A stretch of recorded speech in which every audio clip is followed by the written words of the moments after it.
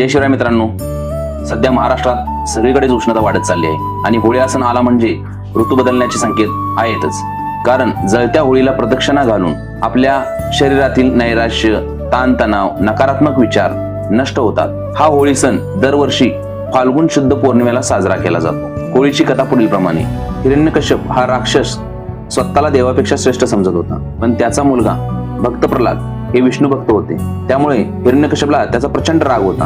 हिरण्यकश्यपने आपली बहीण होळिका हिला अग्नीमध्ये भक्त प्रल्हादला घेऊन बसण्यास सांगितले. होळिकाला अग्नीपासून काही होणार नव्हते असे तिला वरदान प्राप्त होते. त्यामुळे होळिकेला त्याचा खूप अहंकार आला होता. पण होळी पेटवताच होळिका त्यामध्ये जळून खाक झाली. पण भक्त प्रल्हाद याला काहीच झाले नाही, कारण भगवान विष्णूंनी त्यांच्या प्रिय भक्ताचे रक्षण केले होते. त्यामुळे वाईट विचार, नकारात्मक गोष्टी व अहंकार याचा अंत करून नवीन वर्ष चांगले जावे यासाठी होळिका दहन केले जाते व होळीची पूजा केली जाते. व्हिडिओ आवडले असल्यास सबस्क्राईब, लाईक आणि कमेंट नक्की करा.